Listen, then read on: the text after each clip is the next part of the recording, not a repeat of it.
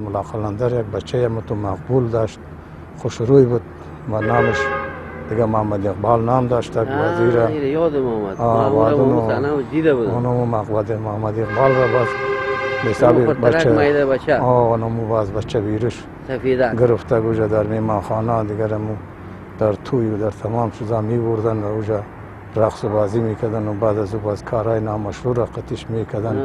در او صحنه بود که نه باز دیگه اسکرای از او هم مخته شد به این کار، باز خودی او بچه هم موافق شد که امیر رقم کارا را با امرایشان بکنه. این رقم باز یک نامبدی برای مردمی برادرای ما شده که دیگه بیچاره نامشان سبب میکرد و آدم واسه هم بازمی بود و بازم میکرد و سر از این بچه ها بالا میشد و همین باسکرای خودش رو بیخی نامبدکن کار بود گمش بود.